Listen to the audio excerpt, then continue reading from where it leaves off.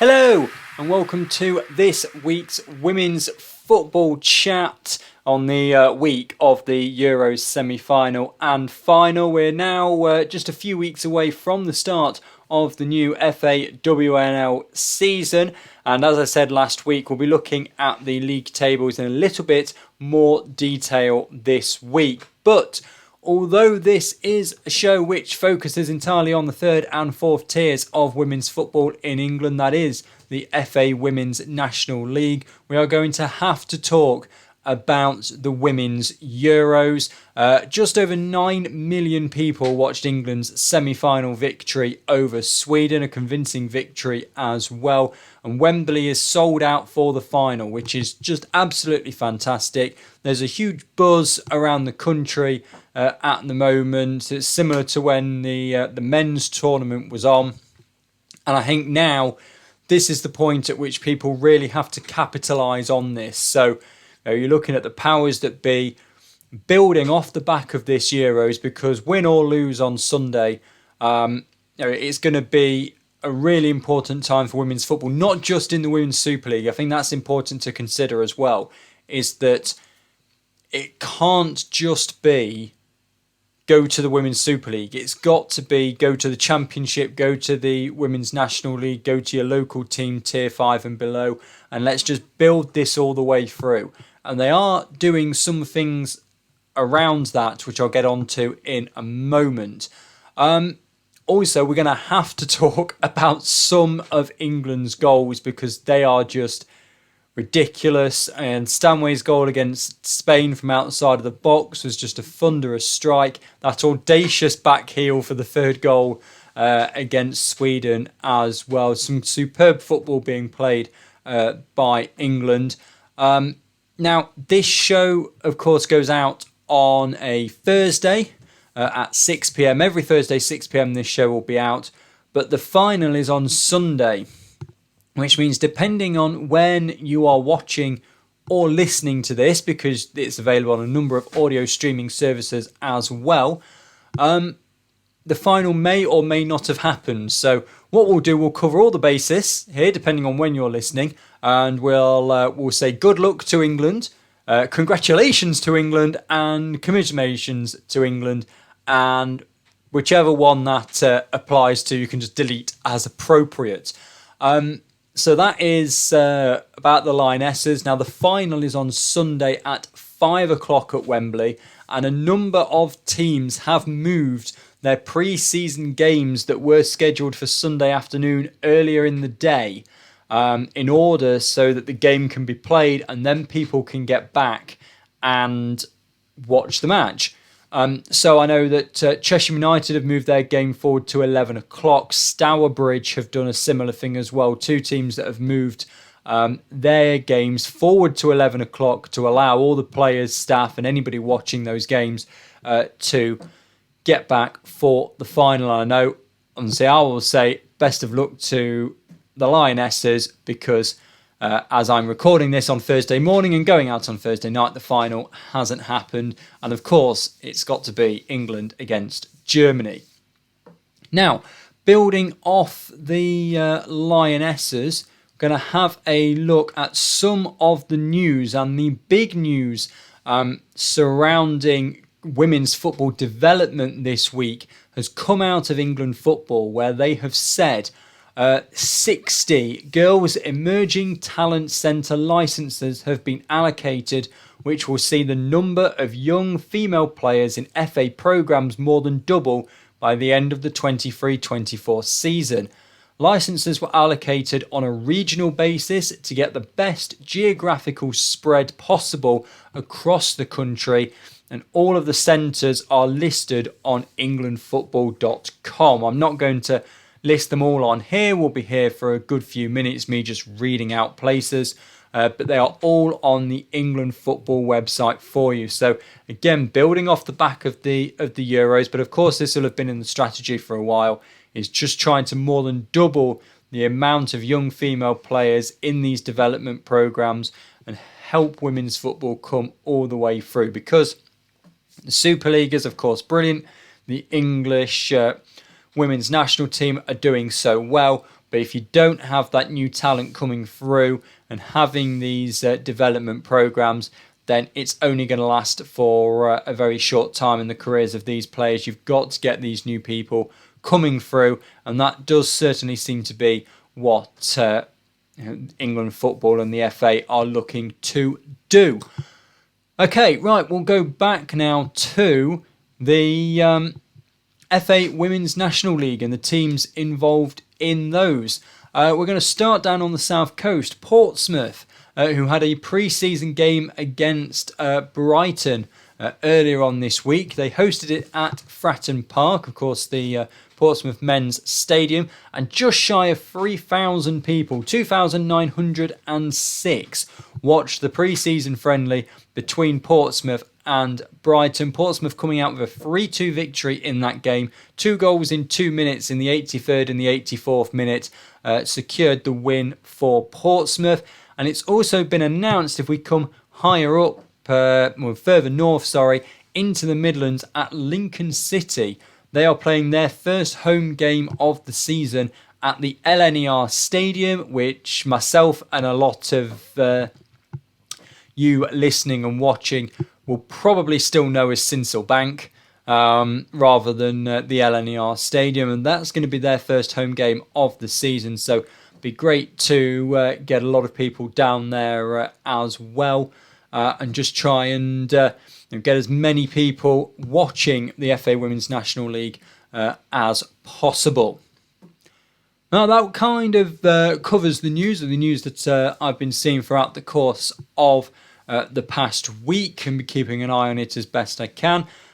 So let's do what the plan was going to be for this week, which was to look at the leagues in a little bit more detail ahead of the kickoff in 3 weeks' time now. So what I'm going to do, look at each league in turn, look at some of the teams we expect to be near the top, look at the new teams that have come into those leagues, and then also we will jump in with your opinions, because I asked you this week who you thought the surprise packages were going to be in each league, and got some good responses in that. So I'll have a look at those as well and kind of build off the back of that. So we will start with the Northern Premier Division table. Excuse the graphics there. They're ready for when the season starts.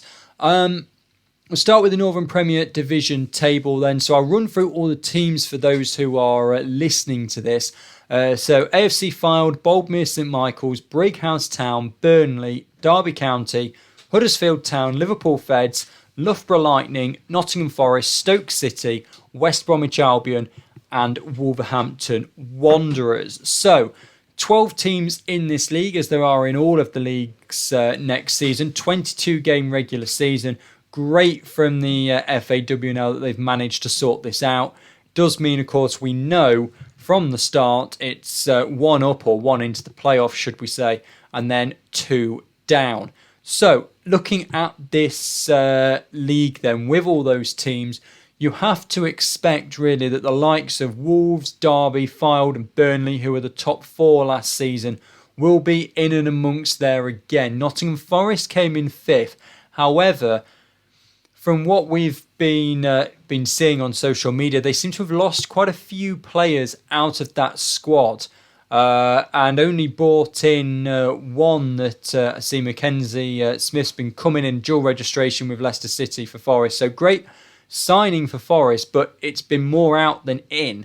We know Forest's problem last season was scoring goals. Had one of the best defensive records in the league, second only to Wolves, and just didn't score enough goals last season. So they'll be hoping to try and rectify that before the season starts. So Forest there, 5th last season. Perhaps, we'll obviously be aiming for a better time this season, but I think they might need to make a few more signings for that to happen.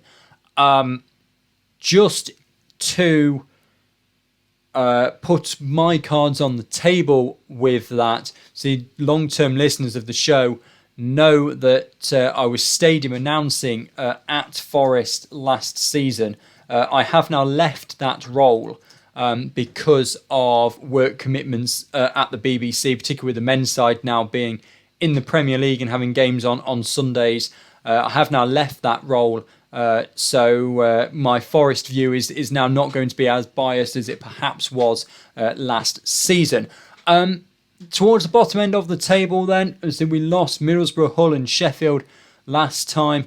Loughborough Lightning were the team that just survived, but they've made some interesting signings, particularly players from the Midlands going to Loughborough. So I think Loughborough could do a bit better this season than they did last season. Stoke were down there as well, as were West Brom. So the two teams up into the Northern Premier Division, Liverpool Feds and Boldmere St Michael's. Now we'll move to Nick, who goes by KingWolf84 on Twitter. He says Liverpool Feds will cause an upset or two in the Northern Premier Division. Now I think that's definitely true. I don't think Liverpool Feds are in any way, shape or form there to make up the numbers in the Northern Premier Division. They had a great year last year. They've strengthened again.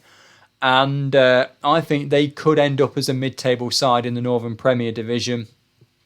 They beat Forest in the determining round at the start of last season. They'll be strong again this year, and I think they will pick up quite a few victories in the Northern Premier Division. Boldmere St Michael's had a strong showing in the Division 1 Midlands, but don't appear to have done kind of as much over the summer from what I've seen as the likes of Liverpool Feds. I'd like to see Boldmere St Michael's stay in the division, but I think they will be in the bottom third. That's my prediction. But in terms of who goes down out of this league, it's difficult to tell because you had the likes of Sheffield, Hull, Middlesbrough, Sheffield and Hull in particular, who, with no disrespect to those sides, were so far off the rest of the league. And I think they've been swapped out for two teams that Liverpool Feds in particular will be much closer to the rest of the league. So I think the bottom third, the bottom five of the Northern Premier Division next season will be a lot closer than it was the season prior. I know, when we were talking at the end of last season, you were looking at the league table, and with a month, 6-8 weeks to go, you were going, okay, well, Sheffield and Hull are two of the sides that are down. Who's going to be the third? That's the Northern Premier Division. Then let's have a look at the Southern Premier Division. Billericay Town, Bridgewater United, Cheltenham Town, Crawley Wasps, Gillingham, Ipswich Town, London Bees, Milton Keynes Dons, Oxford United, Plymouth Argyle, Portsmouth, and Watford, the sides in the Southern Premier Division next season. So let's start at the top of the list alphabetically. Billericay Town coming up from Division 1 South East. Cheltenham Town coming up from Division 1 South West. Both had strong seasons.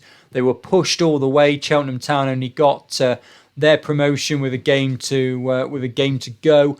Billericay Town obviously won their last game of the season after #United had finished their campaign to get into the Southern Premier Division as well. Two sides in there, strong sides that will be really hoping to avoid relegation.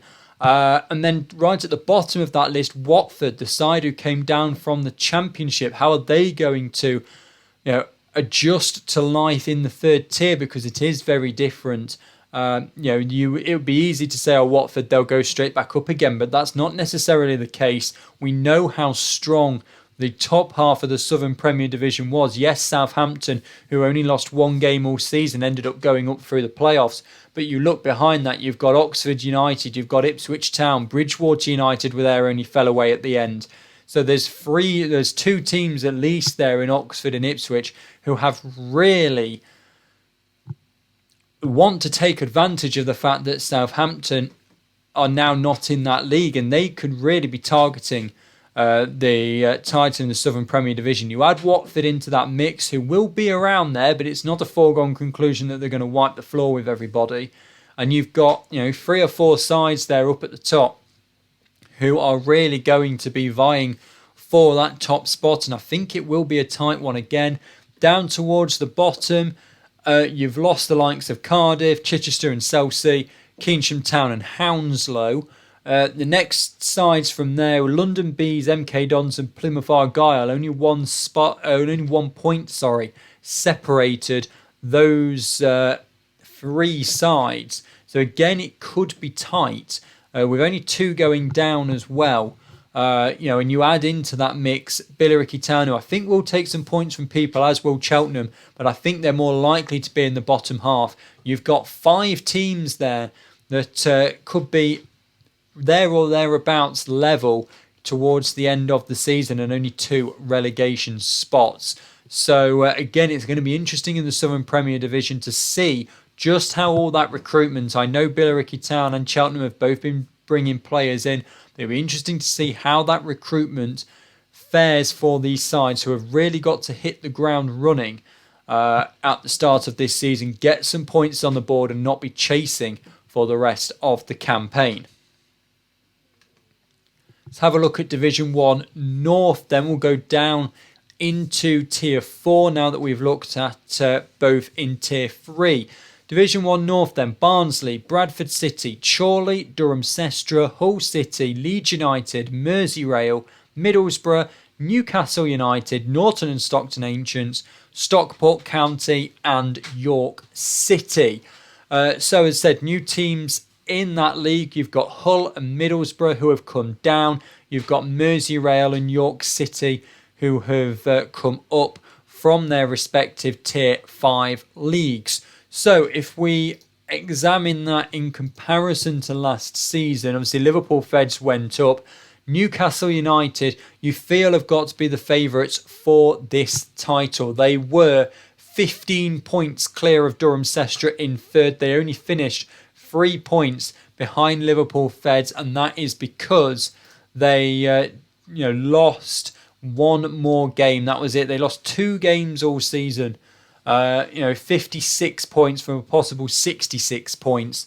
And that was the reason. They had the better goal difference than Liverpool Feds. It was just that 1 extra loss was the reason they didn't go up. They finished 15 points clear of anybody else. They've got to be one of the favourites for next season in Division 1 North. As regards to the teams that came down, Hull City, Middlesbrough, not seen a great amount from them over the course of the summer. That's not to say they've not done stuff, but I've not seen a huge amount from them, so bit unknown as to how they're going to cope in Tier 4 next season. Hopefully they do well. And then you've got the 2 sides that have come up, Merseyrail and York City. Now, Merseyrail fans, be on the lookout for one of the shows in a couple of weeks' time. Spoke to Gemma Lancaster, the Merseyrail captain, earlier this week for one of the pre-recorded episodes while I'm away. So that'll be coming out in a couple of weeks' time. She spoke about the players that they've brought in to try and make the Northwest a real powerhouse. We spoke about the powerhouse of women's football in the Northwest. Liverpool Feds on the up, Merseyrail coming in, Everton, Liverpool back into the Super League, Manchester City, Manchester United, a real powerhouse in that kind of Northwest area for women's football. All the teams seeming to do well in that one, although she was slightly disappointed that Liverpool Feds got up and missed out on that derby. But more from Gemma in the coming weeks. York City as well. Interesting to see how they're going to get on in Division 1 North next season. If we have a look at towards the bottom, and I spoke there, Newcastle United at the top. Durham Sestra were in 3rd, Leeds were in 4th. Only 1 point separated those two, but they were so far behind Newcastle that I feel for that top spot, I'm going to hedge my bets and say Newcastle again. Right, down towards the bottom, Barnsley, Norton, Stockton Ancients, Bradford City and Stockport County were 6th through 9th. 4 points separated those sides. So whether they'll be in and amongst there again, if you add in the 2 promoted sides who, again, will take points, but you would think would be in that bottom half of the table. They may have ambitions to go higher, but the solitary aim for these promoted sides from 5 into 4 next season has to be survival. You've got 6 teams there who could be in and around next season. It's not to say, of course, one of the teams has done some great recruiting, will be a lot better next season. Not saying that hasn't happened, but in terms of the competitiveness of all of the divisions, I think we've gone up another level next season. I think there'll be much tighter battles at the top and at the bottom. Division 1 Midlands then. Doncaster Rovers Bells, Leafield Athletic, Leek Town, Lincoln City, Long Eaton United, Northampton Town, Peterborough United, Sheffield, Solihull Moors, Sporting Cowser, Stourbridge and Wem Town. The sides in Division 1 Midlands next season. Newly promoted sides Northampton Town and Stourbridge. And down from Tier 3 is Sheffield. And it's still 12 teams because Wem Town, who were in the relegation zone last season, were reinstated by the FAWNL to give us 12 teams in this league. So have a look then. Boldmere St Michael's finished 2 points ahead of Doncaster Rovers Bells last season. Lincoln City were only a further point back, but then there was a 10-point gap. So keep your eye on Doncaster Rovers Bells and Lincoln City again, who will be looking for another 2-horse race for that title. Down towards the bottom, Wem Town, who I said should have been relegated, they finished 11 points away from safety last season. They were level with Burton Albion as well. So Wem Town might struggle again, but we'll have to wait and see. Newly promoted side, Stourbridge, Northampton Town. If we jump back to your thoughts, back to Nick, who's KingWolf84 on Twitter, says that Stourbridge were very well challenged the top couple of teams in the Midlands, as could posh Peterborough United. So he's really thinking that Stourbridge are going to do very well this season, be up there towards the top. It would be great if one of the newly promoted sides did have a really good season. Elsewhere towards the bottom, Leafield Athletic, Peterborough United, Solihull Moors were the 3 teams that survived. Obviously only 2 go down, not 3. Or it was 2 last season in the end, but all should have been 3. So again, it'd be interesting to see what happens over the course of the season. Will the newly promoted side, Stourbridge and Northampton Town, will they get into that top half? How will Sheffield cope with dropping down a division? Wem Town as well. No, they finished so far adrift of safety last season. They did, as I said, they were level on points with Burton Albion. Their goal difference was better than Burton Albion's, but they did only win 3 games last season. Is that going to have an impact on them coming into the next campaign? Right, 2 divisions to go. We'll go to Division 1 South East, still in Tier 4, of course. Actonians, AFC Wimbledon, Ashford Town, Cambridge City, Cambridge United, Chesham United, United, Hounslow, London Seaward, Norwich City, Queen's Park Rangers and Wyndham Town. So, from Division 1 South East, last season, of course, it was this 2-horse race for a long time between Billericay Town and United.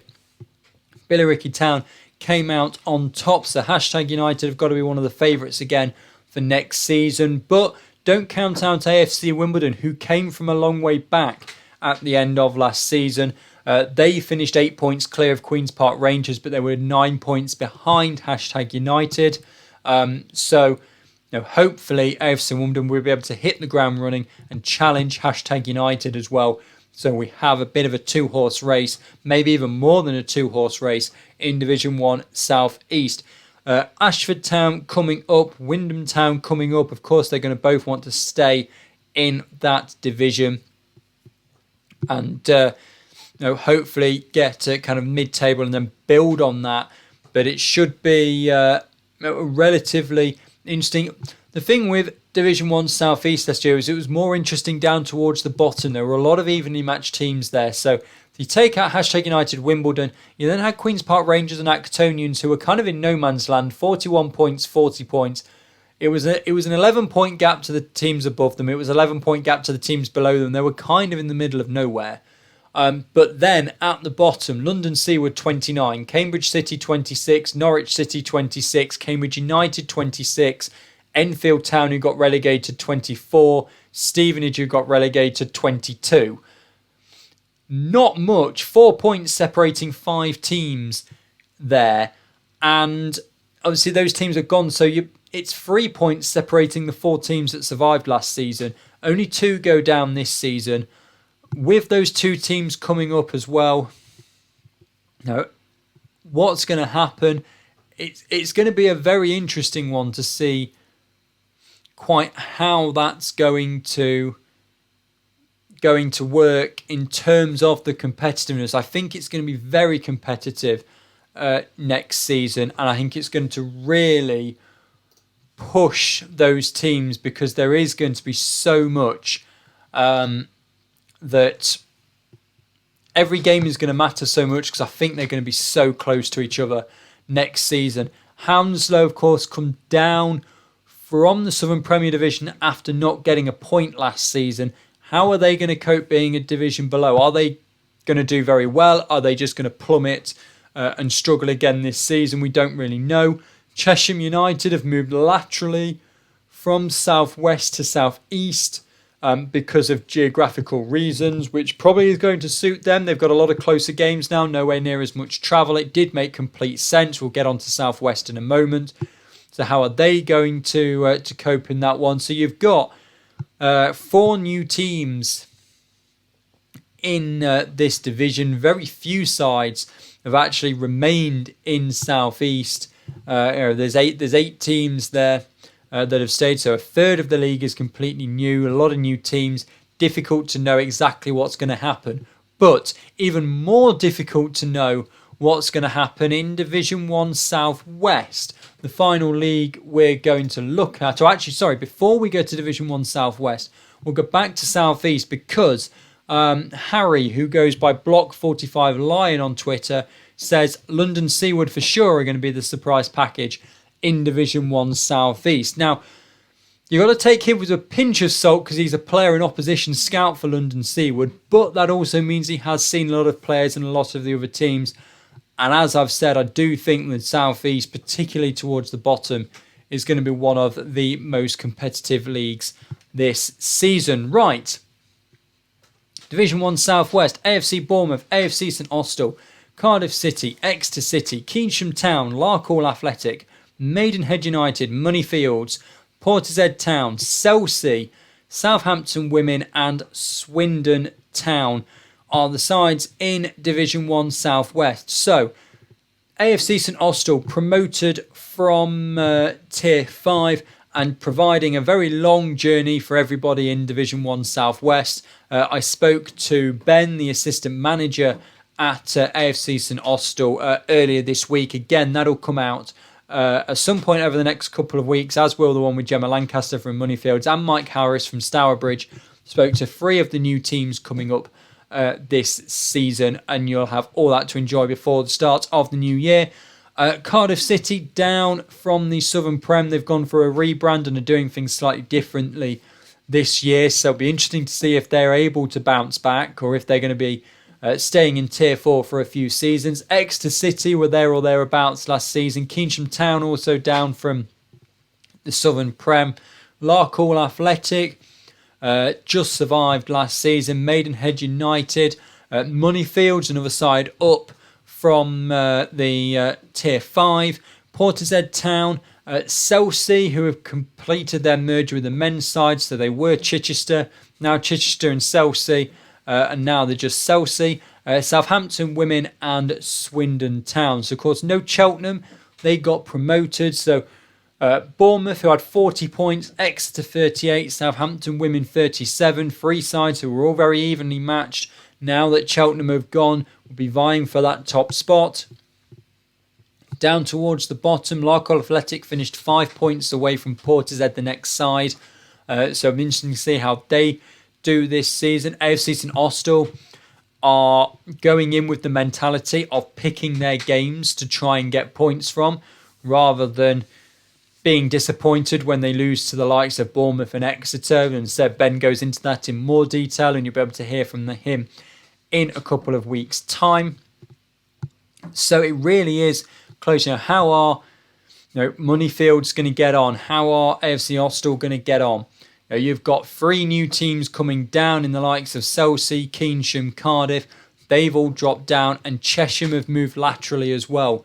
So you've got Bournemouth, you've got Exeter, you've got Larkhall Athletic, Maidenhead United, Portishead Town, Southampton Women and Swindon Town. Only 7 of these 12 teams in Division 1 Southwest this season were there last season. So pretty much half the league is new. It's going to be very interesting to see how these teams get on, because with there being so many new teams, it's difficult to know necessarily who's going to do what. We know the likes of Bournemouth, Exeter, Southampton are all going to be there or thereabouts. You'd suspect they're going to be in the top 3 or 4 of the league.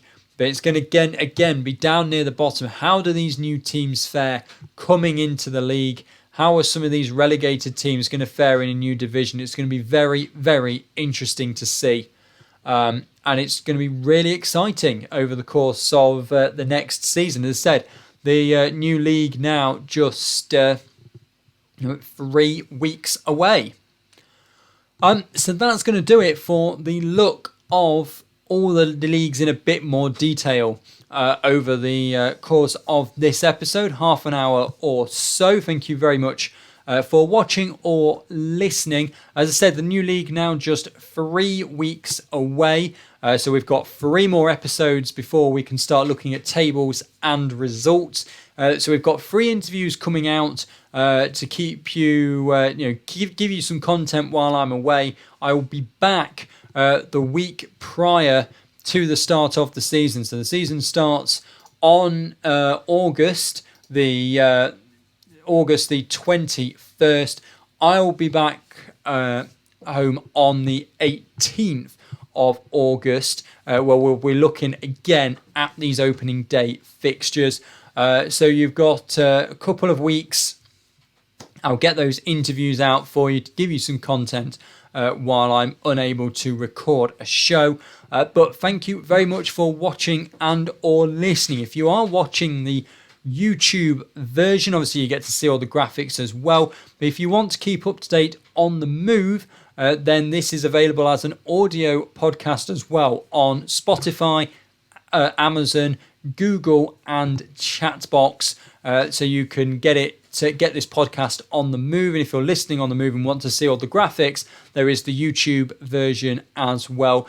So no matter where you are, if you're out and about heading to a game, then you can keep up to date with everything to do with the 3rd and 4th tiers of women's football. So again, thank you very much for watching and listening this episode. There's only one thing left to say, and that is the best of luck to the Lionesses on Sunday as they take on Germany in the Euros final at a sold-out Wembley Stadium. We are all behind you, and I see all the songs are coming out again. Football's coming home, and it's a very exciting time for women's football. We'll be back next week with the Women's Football Chat Thursday at 6 p.m. And for now, thank you very much for watching and listening, and goodbye.